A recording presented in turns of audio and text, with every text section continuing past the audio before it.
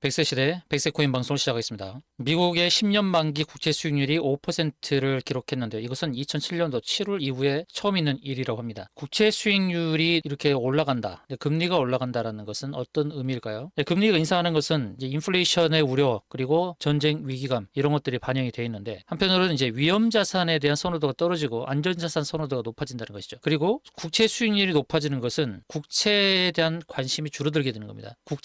국채에 대한 관심이 줄어들면서 국채를 매각하게 되는 겁니다. 국채 수익률이 떨어지니까 당연히 매각하게 되는 것이죠. 일반적으로 안전자산으로 선호되는 것은 금, 국채 등이었어요. 그 다음에 이제 비트코인이 안전자산으로 선호되는 그런 현상이 발생하고 있습니다. 그러니까 지금처럼 위험의 시기, 지정학적 위기의 시기에서 위험자산에 대한 선호도가 낮아질 수밖에 없는데 미국 증시 3대 지수가 모두 하락하는 가운데서도 비트코인은 상승세를 유지했다는 것입니다. 미국채 위기감, 그러니까 중동전 확전 등 우려에 금융시장을 출렁을 했죠. 다 아시듯 이스라엘과 팔레스타인 무장세력 하마스 분쟁의 확전 우려, 그리고 간밤에 제롬 파월의 미국 연방준비제도 연준 의장의 발언 여파까지 더해지면서 금융시장이 출렁거린 것입니다. 파월 의장의 발언은 긴축 가능성을 시사했고 인플레이션 목표 2%로 낮추겠다는 그것을 유지하겠다라는 언급을 했습니다. 인플레이션을 낮추기 위한 고금리 전략이 계속 시행될 수밖에 없다는 것이죠. 금리를 낮춰야 이 위험자산 선호도가 높아지겠지만 금리 인상은 계속 이어진다라는 그런 시각이 계속 유지되고 있다. 이렇게 보셔야 될 겁니다.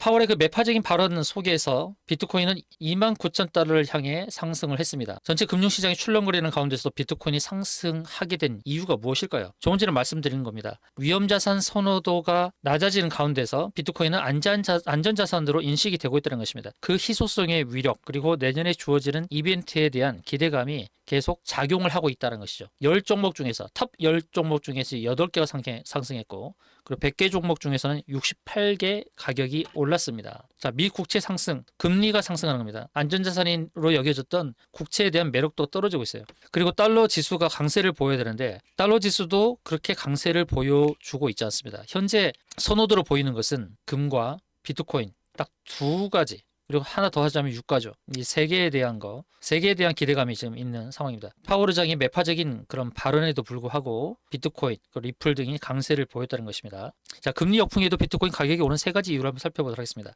첫 번째, 기관에 높아진 관심이죠. 왜 기관이 관심을 보일까요? 비트코인 현물 ETF에 대한 승인이 기관의 참여를 불어일으킬 가능성이 높다는 것이죠. 현재까지 블랙록, 피델리티, 캐시우드, 아크 인베스트 등의 ETF 신청에 대해 승인을 하지 않고 있는데 내년 1월 10일 전후로 한 그 날에 승인 가능성이 굉장히 높아지게 되죠. 그럼 현물 ETF 승인이 되면 기관의 자금이 들어올 수 있다는 겁니다. 그리고 비트코인 반감기에 대한 기대가 계속 생겨나고 있죠. 내년도 4월 달에 누구나 아는 시기라서 한편으로는 염려되기도 합니다. 누구나 아는 거, 뭔가 히든 제로가 있어야 되는데 반감기에 대한 것은 누구나 다 알고 있단 말이에요. 그래서 기술적으로 어떤 부분을 봐야 될지 영상 후반부에 다뤄보도록 할 테니까 끝까지 시청하시기 바라겠습니다. 그리고 세 번째로는 거래소가 보유한 비트코인이 지속적인 감소세를 보이고 있다. 이 거래소가 보유한 비트코인의 흐름인데 거래소 보유 비트코인이 많아졌다가 지금은 하락을 하고 있죠. 거래소가 비트코인을 보유한다는 의미는 매도를 하겠다는 의미입니다. 거래소에다 옮겨놔서 매도를 하겠다는 거죠. 그런데 거래소 보유 비트코인이 줄어든다는 것은 매도를 위한 공급량이 줄고 있는 것입니다. 이 세 가지 이유에 의해서 상승 가능성이 높다라는 언급을 하고 있습니다. 경기 둔화에도 앞봉화폐 시장으로 자금이 유입될 것이다 라고 보는 건데요. 수의개발사 미스트랩스의 창업자 에반 챙이 더블럭과의 인터뷰를 통해서 경기 둔화에도 불구하고 전력제 자금이 암호화폐 시장으로 유입될 것이다 라고 언급을 했습니다. 그만큼 이 경기 침체에 어디다 투자해야 될지 안전자산에 투자를 해야 되는데 안전자산으로 인식되고 있는 금과 금에다가 다 투자하기는 어렵죠. 근데 희소성이 더 있는, 금보다 더 희소성이 있는 비트코인에 자금이 몰리지 않겠습니까? 그리고 도미넌스도 50%를 넘어서 이제 51%를 넘어서는 그런 흐름입니다. 암호화폐 전체 시장의 겨울은 아직 끝나지 않았습니다. 다만 비트코인에는 뚜렷한 현물 ETF 반감기에 대한 이벤트가 분명히 있다는 것, 그리고 한 가지를 더 추가하자면 규제안이 만들어질 것이라는 것, 이런 부분들입니다. 그래서 암호화폐 겨울이 이제 끝날 수도 있는데 그러나 선별적이죠. 전체적인 시장에 그러한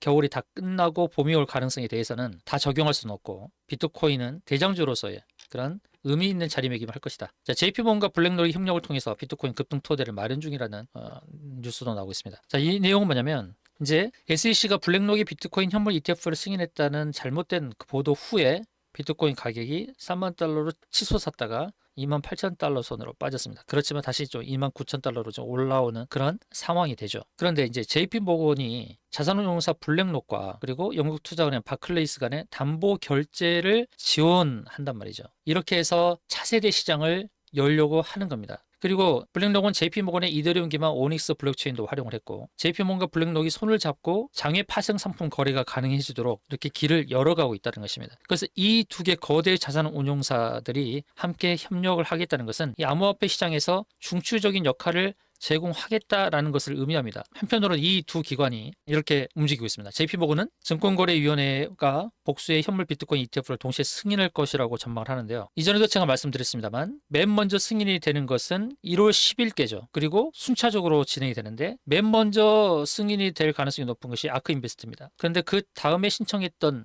것들을 생각한다면 일주일 텀이 있고 또 2주일 텀이 있고 이렇게 텀이 있는데 그렇게 텀을 두고 하지 않고 한 번에 다 같이 실현되어야 한다고 JP모건에서 보고서를 통해서 그렇게 주장을 하고 있다는 것입니다. 일단 어느 한쪽에 선점 효과를 주어져서는 안 된다는 것이고 그리고 굳이 그 시간까지 기다릴 필요가 있겠는가. 1월 10일 이전에도 나올 수 있다라고 이렇게 보는 것입니다. 이 승인에 대한 낙관론이 계속 높아지고 있죠. 그레이스케일의 SEC에 대한 승소 판결 이후입니다. 그 이후에 승인에 대한 낙관론이 계속 높아지고 있습니다. 자, 그러면 ETF 승인이 되면 어느 정도까지 갈 수 있겠냐는 겁니다. 현재 28,000, 29,000달러. 그런데 56,000달러 정도 오른다 그러면 현재보다 2배 정도의 상승 가능성이 있다라고 보는 것입니다. 이 현물 ETF 승인에 대해서 기대감을 갖고 실질적으로 반영된 수치는 56,000달러 정도로 보고 있다는 것입니다. 이것은 단순한 추측의 결과가 아니고 역사적으로 전통적인 ETF의 승인은 투자자의 관심이 증폭되기 때문에 이 정도의 가격이 형성될 가능성이 높다고 보는 것입니다. 단순한 수치에 대한 것이 아니라는 것이죠. 그 자금 유입이 그만큼 될 것으로 보기 때문에 그 정도의 가격으로 산정할 수 있다는 것입니다. 현재는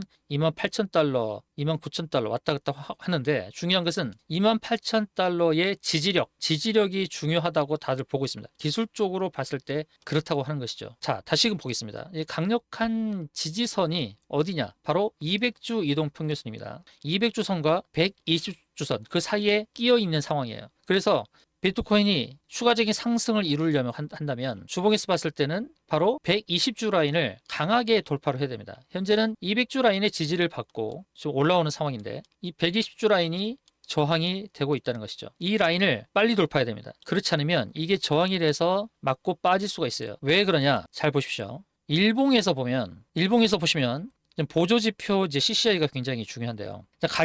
비트코인 가격은 3만 달러 넘어섰을 때 이렇게 상승의 흐름을 보여주었습니다. 그런데 CCI는 전고를 지금 넘지 못하고 있어요. 다시금 정확히 보시죠. 이 고점 연결하게 되면 전고점을 넘어선 흐름이지만 CCI는 전고를 아직 넘어서지 못하고 있습니다.